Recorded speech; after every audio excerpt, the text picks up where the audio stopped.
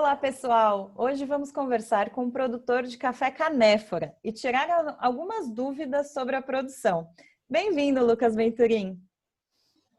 Oi, pessoal, tudo bem? Obrigado aí a Café Point pelo convite. Prazer estar com vocês aqui online esse ano, né? Quem sabe no próximo a gente pode estar todo mundo junto aí de volta, se Deus quiser. Mas Não é? Tomando um cafezinho, que eu vi que você já está aí com seu café. Com certeza, não dá para ficar sem, né? Não mesmo. Lucas, para a gente começar, eu queria que você contasse um pouquinho para a gente como que a sua família entrou nesse universo do café. Então, na verdade, nós já somos, eu, meus irmãos e alguns primos, já somos a quinta geração da nossa família produzindo café, né? Produz café desde que meu tataravô chegou da Itália, lá em 1880, né, junto com boa parte dos imigrantes italianos que vieram para o Brasil trabalhar no café, basicamente. E quando ele chegou, ele se fixou aqui na região de Montanhas do Espírito Santo, lá em Venda Nova, do imigrante. Ele é o imigrante, ele foi o primeiro imigrante a se fixar lá, seu Amadeu Venturim. Que legal. E de lá para cá ele começou a cultivar café. Na época era bastante incentivado, né, que se começasse a se plantasse café e outras culturas de subsistência, mas foi passando sempre, né, apaixonado pelo café, e foi passando para o filho, e nossos filhos já estão encaminhados também. Bom, você falou que é a quinta geração já, né? Então você nem passou pela sua cabeça trabalhar com outra coisa, o café já está ali desde a infância? Na verdade, o café já está desde a infância, vários carnavais, quando criança. Ainda a gente passou aqui na fazenda molhando café, porque é sempre uma época muito quente aqui e tal, e na época demandava muita mão de obra para irrigar aqui. Mas a gente pensa sim, até porque a realidade na época do café, assim como é hoje, ainda é muito difícil para a grande maioria dos produtores, né? Então, eu falo muito isso quando a gente vai falar para outros produtores, que assim, não é muito atraente para uma criança que ouve o pai reclamando o tempo todo que o café tá difícil, que não sei o que e tal, será que ele vai querer fazer isso na vida dele? Então, acho que é justamente aí que é a importância do café especial enquanto agregador de renda, porque ele possibilita que a família viva com dignidade do café, viva com segurança, com acesso à internet, né, para a gente poder se comunicar com o mundo. E aí sim o filho dele veja que ele não precisa ser privado de nada por estar vivendo no campo. Então, você imagina um adolescente hoje aí vivendo na roça, desconectado da internet, Né? ver se ele vai querer ir para a vida dele. Impossível, né? Então, acho que se a gente quer pensar em sustentabilidade da cadeia, o café especial ele entra com muita força porque justamente ele proporciona uma agregação de valor que vai ajudar na sustentabilidade econômica, né? Porque sustentabilidade é um tripé, né? O pessoal fala sempre cobra sempre do produtor sustentabilidade ambiental, né? Que seja tudo verdinho, bonito, assim. Mas esquece que sem sustentabilidade, além da ambiental, que é muito importante sim, também temos que ter econômica e social. Senão a coisa não perdura, não. É verdade. E na produção de vocês estão hoje, né, cultivando o canéfora. Sempre foi assim? Como foi o processo até chegar no café especial?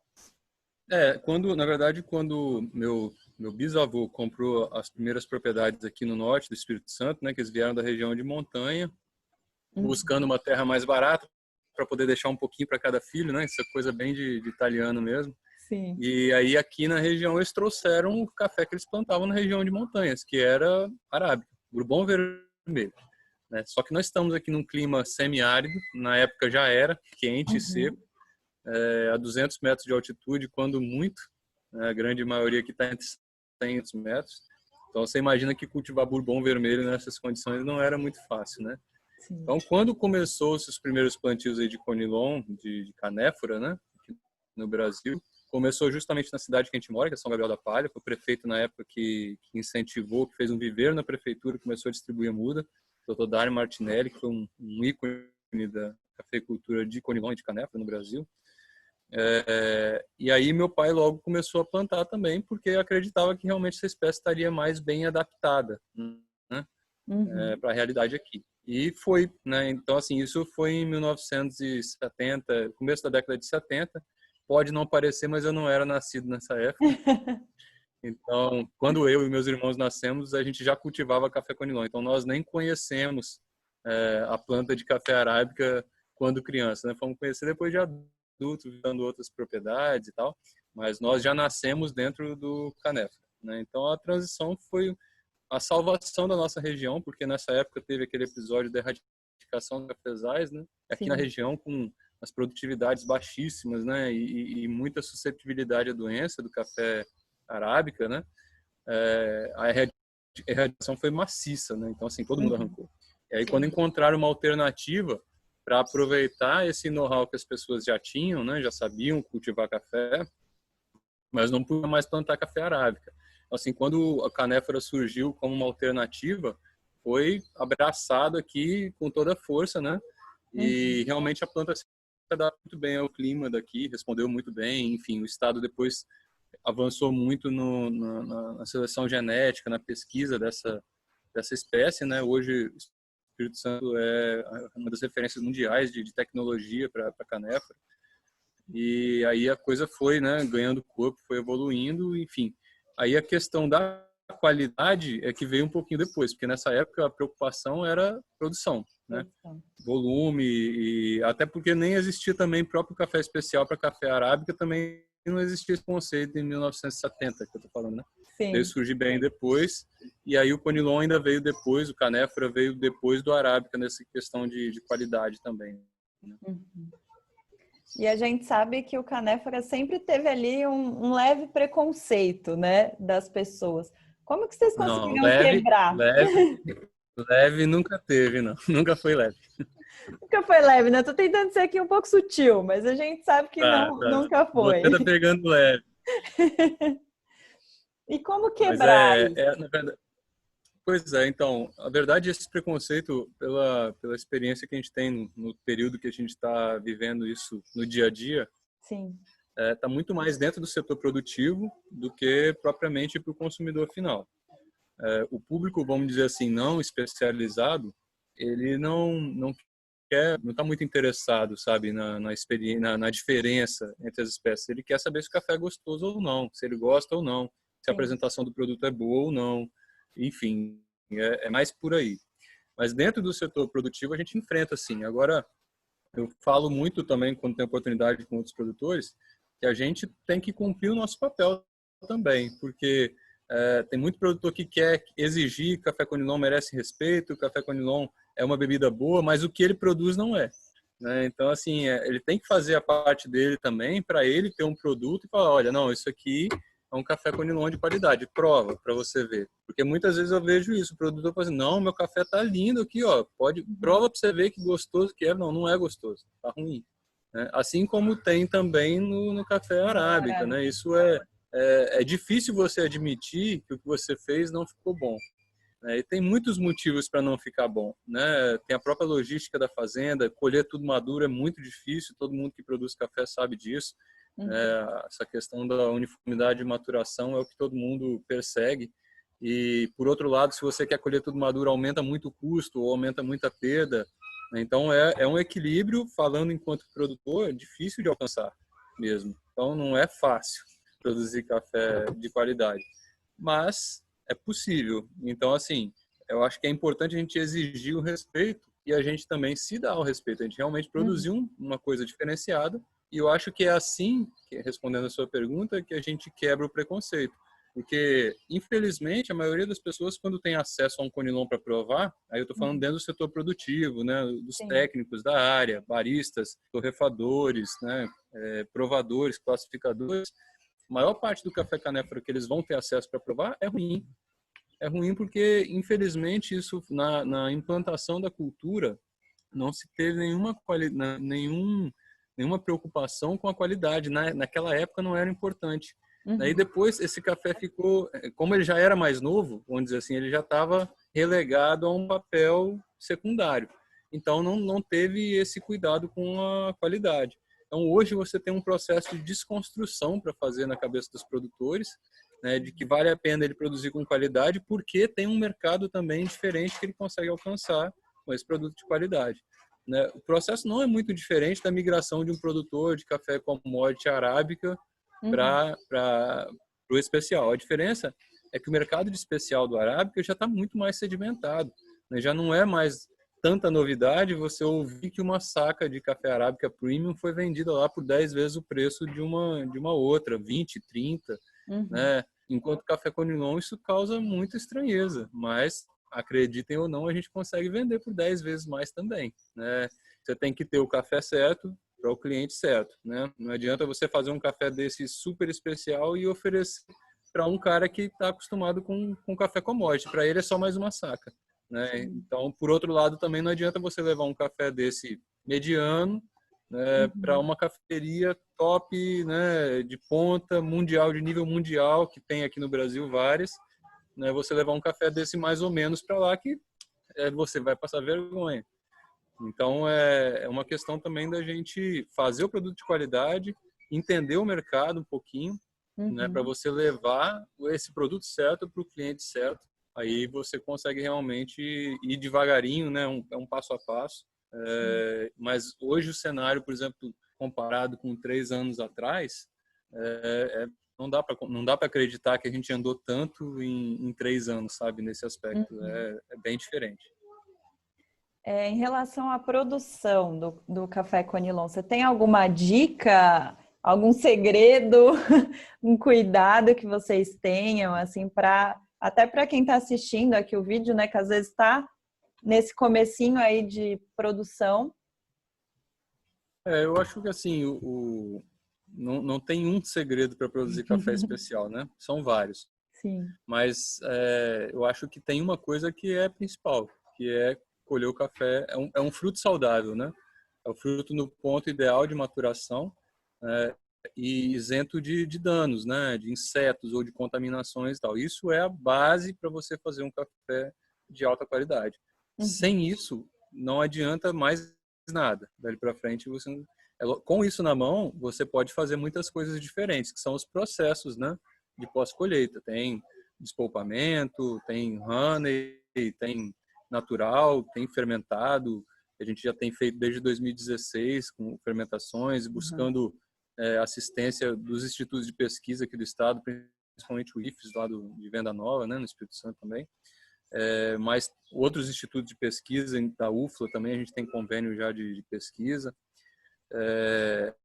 Enfim, estar atento às tecnologias que estão surgindo, tentar incorporar isso na produção, mas sem esquecer do feijão com arroz.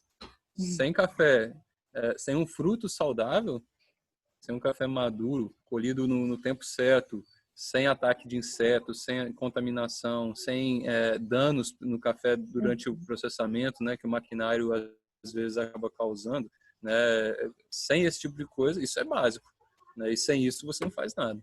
Então, o meu irmão Isaac, ele fala sempre que o principal que você tem que ter para café especial é paciência. Porque, assim, o produtor vê o café no pé aqui, então, que, assim, dentro do Canéfora ainda se tem muito essa cultura de colher logo, né? Uhum. Porque criou-se um ciclo desde a implantação de que a colheita tem que ser logo depois da Semana Santa, né? Logo depois, às vezes isso é março ainda, né? Sim. Assim, café muito verde. Isso é um pouco cultural e um pouco foi formando o ciclo de financiamento que a gente chama, né? As dívidas do produtor de café Conilon sempre vencem ali em março e abril. Então chega nessa época, ele está precisando levantar dinheiro para pagar aquelas dívidas e fazer um novo financiamento.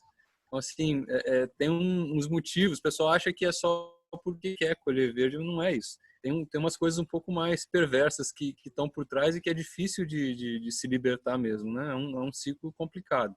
Principalmente você vive lá 2, 3 anos com uma margem muito apertada no café. Então, Uhum. assim, como a gente diz na roça, que está vendendo o almoço para pagar a janta, né? E aí vai chegar na hora e fala, não, eu tenho que esperar agora. Não, mas não pode esperar não, porque você tem um compromisso lá para honrar.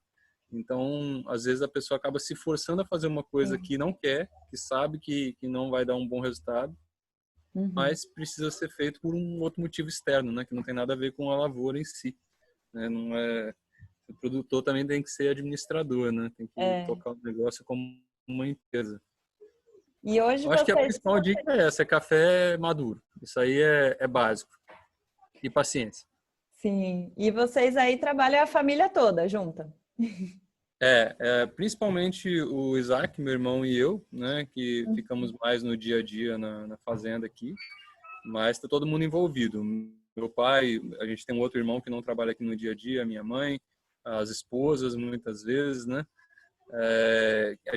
A minha esposa prova café também, Que classifica com a legal. gente, e a gente está sempre tomando as decisões em conjunto. Na hora de implementar, aí vai ser o Isaac ou vai ser eu, mas a Uhum. gente procura todo mundo tá envolvido, porque é isso. Primeiro, que a gente está fazendo aqui na região é uma coisa que não tem muito parâmetro ainda, né? A gente não tem muita receita para copiar. Então, quanto mais opinião a gente ouvir, né, de pessoas que têm mais experiência, Sim. mesmo que sejam experiências também em outras áreas, né, eu acho que só vem agregar. Você comentou do fermentado, né? Acho que esse ano a gente ouviu muito falar de café fermentado, muita gente fazendo.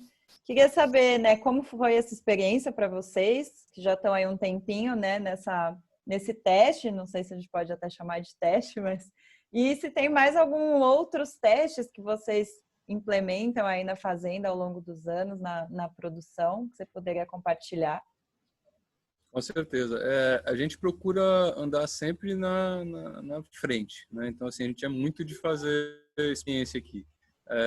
Isso acaba custando caro, né? Tempo Sim. e dinheiro, porque o pessoal na roça também eles fazem só ver as cachaças que eu tomo, ninguém vê os tomos que eu levo, né? Então, é por aí. Mas, assim, quando dá certo, aí beleza, todo mundo vê, bate palma e tal, mas quanta coisa que deu errado até para chegar ali, aí isso não, isso não aparece tanto, né? Mas a gente está, como eu disse, desde 2016, né, nós tivemos uma escola muito legal sobre fermentação que é o pessoal do sítio Santa Rita, na divisa do Espírito Santo com Minas, ali em Pedra Sim. Menina, no Caparaó. Uhum. Eles são, assim, nossos professores mesmo, visitamos algumas vezes, aprendemos muito com eles. E lá em 2016 fizemos esses primeiros testes, ainda meio que sem saber se o resultado que estava dando, se era bom ou se era ruim, porque eu também não provava café nessa época, mas sabia que era diferente.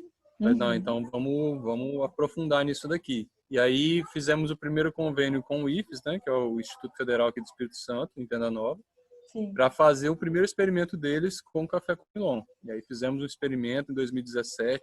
Isso também agregou bastante tecnologia para a gente aqui. E aí já em 2017 tivemos resultados muito bons. Em 2018, pra você ter uma ideia, nós inscrevemos 5 amostras no Coffee of the Year. Sim. 3 passaram para a fase final e as 3 ficaram entre as 5. Ficamos com Uhum. 3 dos 5. Os 3 eram fermentados. Então, assim, realmente a fermentação é uma coisa que veio para revolucionar, em alguns aspectos, a produção de café. Não quero dizer com isso que todo café tem que ser fermentado, porque Uhum. ainda hoje, se eu estou falando lá de 2017, 2018, tivemos resultados excelentes, mas ainda hoje o que a gente vende muito mais, né, nem dá para comparar o volume, é o cereja descascado, né, que é um perfil muito mais clássico. Então, assim, a fermentação tem sim, eu acho, o seu espaço e eu acho que é muito legal esse ano o COI tá com Sim. espaço só para isso, né? Porque merece e eu acho que realmente são perfis diferentes, né? Não vem competir com o café cereja descascado ou com Uhum. o natural, com um perfil mais clássico. Ele vem para somar, é uma coisa nova, né? Não, muito legal. E tocando no assunto de concurso, né, do COI, que você se inscreveu já esse ano também? Você mandou a amostra? Esse ano a gente não está participando do COI. Ah, que pena. Mas no último dia, aí, dia 20, a gente vai saber quem Na são os verdade, campeões nessa na verdade, categoria nova. a gente está também fomentando para que outras pessoas tenham a mesma oportunidade que a gente Claro. teve. Porque, assim, o COI foi muito importante para a gente, na nossa história, porque também a gente conseguiu uma colocação muito expressiva, né, em Foi. 2018. Uhum. Só que a gente, se ficar como a gente precisa, a gente tem uma causa que é maior do que a nossa marca aqui, que é maior do que a nossa fazenda. A nossa causa é promover o canéfora, é permitir que as pessoas conheçam essa nova realidade do canéfora. Agora, se a gente continuar sempre só a gente que está lá aparecendo, fica muito centralizado, a gente não dá conta de atender todo mundo.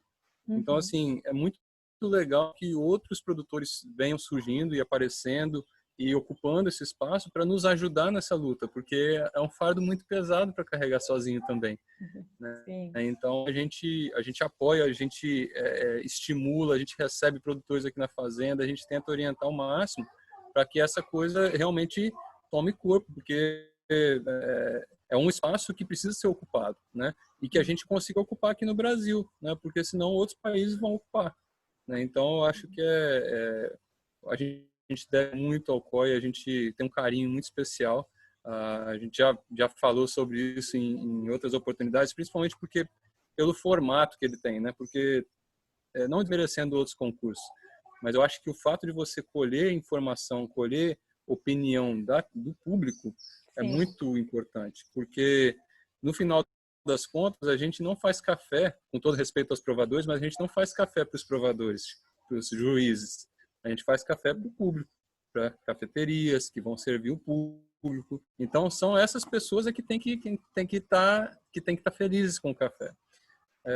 Eu tive a oportunidade já de provar nas finais, às vezes de concurso, eles abrem para o público provar, né? E eu tô lá sempre dando minhas colheradas. E eu me lembro disso, que já provei alguns cafés, falei assim, esse café, qualquer cafeteria do Brasil e do mundo pagaria uma fortuna para ter, mas não vai ganhar. Não vai ganhar porque ele é exótico demais. Algum juiz ali não vai se apaixonar por ele. Porque os outros podem, mas nesse nível de competição, se um juiz der 8, já era. É um nível muito alto. Então, é importante, eu acho, também visar, né, a nota técnica, que é super importante, pela nota do público que vai consumir, que vai comprar esse café. Enfim, eu acho que esse formato do COI é muito legal. E eu fiquei muito feliz que esse ano, mesmo com a questão do distanciamento todo, ainda conseguiram dar um jeito de levar o café até as pessoas, para as pessoas provarem e esse componente ser juntado à nota final também. Sim, essa é uma da essência, né, que a gente ficou batendo a cabeça aqui em como fazer isso, né, com essa pandemia e não perder a essência do COI. O desafio. Sim, mas foi muito bom. Eu ia te perguntar Mas ficou justamente... muito bem resolvido. Ai, que Ficou muito bom. bem resolvido. De parabéns. Que bom. Eu ia perguntar justamente essa importância, né? Eu acompanho aqui para fazer as notas do Café Point, a quantidade de concursos que abriram, né, esse ano, concursos de café. Sim. Então, é uma visibilidade muito maior para o produtor participar, né, desses concursos. Não, com certeza. Eu acho que assim o concurso ele tem duas importâncias, né? Acho que a primeira é essa que a gente falou ali, a visibilidade e tal. Mas mesmo quem não ganha, o concurso é importante para balizar o seu trabalho, né? Para ver se você realmente está no caminho certo. Porque às vezes, eu, antes da gente se envolver tanto com a qualidade, a gente passava por isso. A gente fazia o que nos mandavam fazer, alguns técnicos da região e tal, e depois o café era ruim. Assim, mas e a gente achava que estava bom, né? Então, assim, eu acho que é isso. É uma forma de você ter um feedback, né, de profissionais, né, de uma banca de profissionais. Se você for pensar em quanto custaria isso em termos de laudo, para você pagar o laudo para fazer e tal, o pessoal às vezes reclama de taxa de inscrição de concurso e tal. Ele vai pagar um laudo, vai pagar um profissional capacitado ou uma junta de 5, 6 profissionais para avaliar o seu café e dar uma nota detalhada.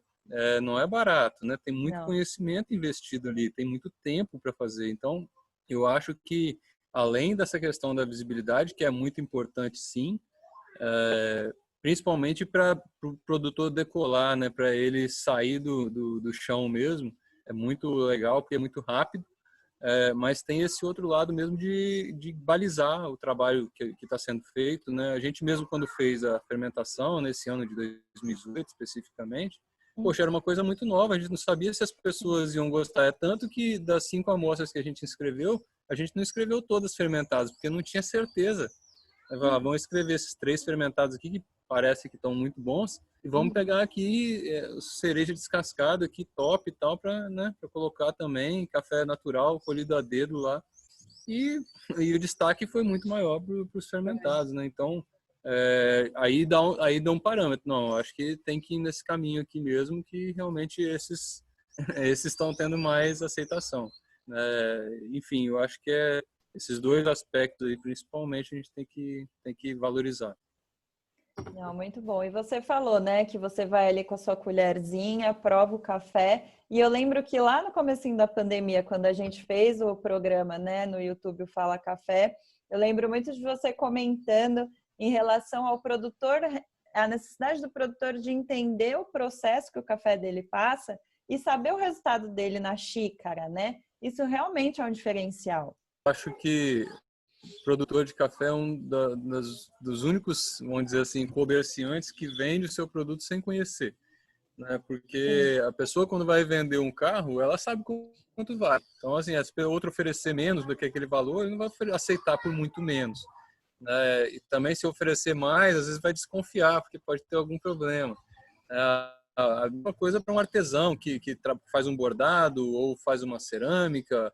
Enfim, o produtor de café, às vezes, ele é muito negligente em relação a isso. É claro que ninguém sabe isso de berço, mas todo mundo também pode procurar aprender, né? Felizmente, hoje tem bastante acessibilidade. Aí o Senar faz um trabalho excelente nesse aspecto. Muitos sindicatos também atuam. Assim, é importante para a gente conhecer o café. Essa semana mesmo eu tive essa experiência. Um cliente que ofereceu, né, perguntou o café, pediu o preço. Eu falei assim, não, mas não posso pagar isso. Aí ele me ofereceu um valor que é o valor que se paga para um café commodity, praticamente. Eu falei, cara, mas eu tô te oferecendo café, tá limpo, tá peneirado. Quer dizer, eu conheço, não vou vender nesse preço. Eu conheço o café que Sim. eu tô vendendo. Não é nenhum café especial nesse caso, mas é importante, mesmo que você não seja um degustador, eu também não sou. Dou minhas colheradas, mas assim, eu não sou graduado nisso. Mas eu tenho uma noção. Eu sei diferenciar se o café é 70, 80 ou se vai ser 90, sabe? Então, acho que nesse nível, o produtor também tem que sair da zona de conforto, que é muito fácil falar, mas eu não sei. Mas eu não sei, mas eu posso aprender, todo mundo pode aprender. Claro. Ou tem, às vezes, um filho que gostaria de aprender, ou a esposa. Enfim, buscar alguém ali no núcleo dele, uma pessoa em quem ele confie, para ter uma opinião, né? Porque realmente você vai levar para um provador todas as suas amostras, às vezes vai ficar caro, o provador às vezes não vai conseguir atender, né? Tem um monte de coisa. Mas você vender no escuro sem saber quanto vale é muito complicado. Então, assim, até para você aprender, isso vai levar um certo tempo, mas você direcionar, como eu falei mais atrás, o café certo para o cliente certo, você tem que saber reconhecer esse café. Você tem que saber tomar e falar assim, esse aqui é aquele que fulano gosta. Assim, Uhum. esse aqui eu acho que Beltrano vai gostar. Então, aí você consegue realmente construir uma coisa mais assertiva, né? Você levar e fazer uma venda melhor também. Então, o produtor, ele tem que aprender também a ser vendedor, né? Porque senão ele vai a vida inteira produzir É. para outra pessoa ganhar. Então, a gente, no caso aqui no Canéfora, além de aprender a vender, a gente teve que aprender um pouquinho sobre torra, teve que aprender um pouquinho sobre extração, porque quando a gente vai vender o café é uma coisa nova para todo mundo. Então, Uhum. assim, a primeira pergunta que os clientes fazem vai dar, e a torra, como é que é? Ainda bem com a pergunta, porque não é igual, né? E aí, senão a pessoa pega o café, não consegue chegar no ponto certo de torra, porque não é igual que ele está acostumado, e acaba Uhum. culpando o café. Ah, não gostei e tal, não, sabe? Porque ele também está na zona de conforto dele. Então, é importante, acho, para a gente que vende um produto novo, e aí transportando do café canéfora para todos os cafés especiais. A gente tem que saber apresentar esse café, esse produto novo também. Então, o produtor mesmo de arábica, Uhum. ele tem que saber preparar o café como se prepara tecnicamente, ele tem que saber sim provar o café, ele tem que saber defeito físico de café, até para ele poder também correlacionar isso com a lavoura, né? De onde Uhum. vieram esses defeitos físicos Para aqui? saber o que Ah, esse melhorar quebrado ali aqui, também, né? exatamente, esse quebrado aqui é a minha máquina ali que está quebrando o café. Uhum. Ah, não, esse café tá mal formado, tá vendo muito café com formação, isso é sinônimo de deficiência nutricional, talvez na lavoura, ou no nosso caso aqui de polinização, porque o canéfora tem essa diferença do arábica que ele precisa de polinização cruzada, né? Então, para melhorar a polinização, por exemplo, nós estamos fazendo um projeto piloto aqui esse ano junto com o pessoal da Agrobia até, Uhum. de polinização assistida, né? A gente colocou as colmeias na lavoura durante a florada, como eles chamam, a gente saturou de abelhas, porque tem os polinizadores naturais, né, do ambiente, tem abelhas, tem insetos, tem vento, tem tudo isso, mas a gente satura, né, você coloca Uhum. mais. Você aumenta a polinização, aumenta a efetividade, com isso a gente também espera ter um resultado melhor em termos de qualidade, porque a polinização vai ser mais bem feita. Então, a gente também espera que isso vá reverter em produtividade e em qualidade. Então, quer dizer, isso é a gente sair da zona de conforto, né? É muito mais fácil sentar depois e reclamar que, poxa, não polinizou direito aqui os grãos, minha propriedade não tem abelha suficiente, não ventou na época da florada, sabe? Também tem que ser proativo, né? E buscar a solução dos problemas, né? Mas para isso a gente tem que conhecer o produto, para poder saber onde que pode ser melhorado, e aí a gente tentar agir nesse sentido. E é sempre um teste, né? Porque é sempre um jogo no escuro. Você não sabe se vai dar certo, mas você tem que arriscar, né? Mas a gente gosta de correr os riscos calculados, né? Porque tem coisas realmente que você arrisca 100%. Fermentação, no começo, era 100% de risco. Não sabia direito o que estava fazendo. Mas a gente já tinha uma noção do que é pesquisa, né? Do que é pesquisa científica. Então, você vai isolar alguma variável para tentar mexer nas outras, vou usar o mesmo café, vou mexer no tempo. Vou usar o mesmo tempo, vou mexer no recipiente. Né? Enfim, aí você vai isolando as variáveis para tentar estudar. Agora, é uma forma de você reduzir os riscos que você corre, né? Da mesma forma, a polinização. Os técnicos já estudaram e comprovaram que ele precisa de polinização cruzada. Então, eu sei que mal nenhuma as abelhas vão fazer bem. Se isso vai ter o retorno lá na frente, a gente acredita muito que sim, porque em outras propriedades, já, né, em estudos menores já tem. Então, a gente também está fazendo um estudo maior. A gente fez ano passado, primeira vez, com uma área menor, e a gente já gostou do resultado, apesar de que ainda dava para melhorar. Esse ano a gente está realmente fazendo com mais controle e numa área maior. Então, a gente está confiante de que talvez no próximo ano a gente vai fazendo a fazenda toda. Ah, legal. Lucas, para a gente encerrar, você que é uma pessoa que nasceu no meio do café, mas eu queria saber o que ele representa na sua vida. Poxa, acho que você deixou a pergunta mais difícil para o final, né? Sim. Porque o café é a minha vida. O que ele representa é tudo. Café é meu pai, café é minha mãe, café é meu filho, café é meu trabalho, café é tudo, é minha família, sabe? Então, assim, a gente, hoje eu acho que é difícil de separar. Você perguntou lá no início também, você nunca pensaram em trabalhar com outra coisa? Não, pensamos, inclusive eu saí para estudar, né? Fiz faculdade fora e, né, em determinado momento eu não pensei nem que fosse voltar para a fazenda. Porque naquele momento a fazenda não daria conta de prover renda para todos nós, porque não é grande, né? Enfim. Só que a gente viu uma forma no Café Especial, uma forma de verticalizar dentro da própria fazenda, né? E de crescer o negócio em cima de uma coisa que a gente já tem, já está no sangue, vamos dizer assim, né? Meu pai sempre fala que a crise no café ela é cíclica, né? Ela vem, a cada 4, 5 anos vem uma crise de preço. Só fica no café quem é café. A gente vê muitos empresários grandes, assim, às vezes na região. Tem uma fazenda que a gente passa sempre quando a gente está viajando aqui, saindo aqui do município. É uma fazenda grande que já trocou de dono várias vezes e já passou por algumas empresas e nunca para nada lá. O cara planta café, arranca o café, planta milho, arranca o milho, bota gado, tira o gado.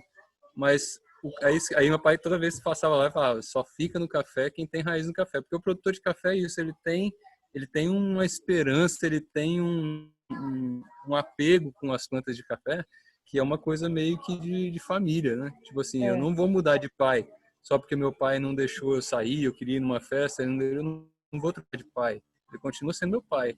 Então é meio isso, assim. Eu acho que a relação que a gente tem com o café, eu acho que eu não falo só de mim, eu falo tem muitos produtores que eu vejo assim.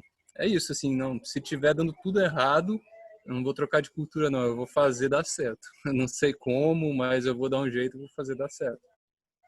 Eu acho Muito que legal. a gente tem que tirar proveito desse apego que a gente tem com a lavoura, né, para realmente fazer as coisas acontecerem e colocar o cara no lugar que ele merece, né, de valorização no mercado e também que possa essa valorização chegar aos produtores para realmente ter essa questão que eu falei da sustentabilidade da cadeia, né?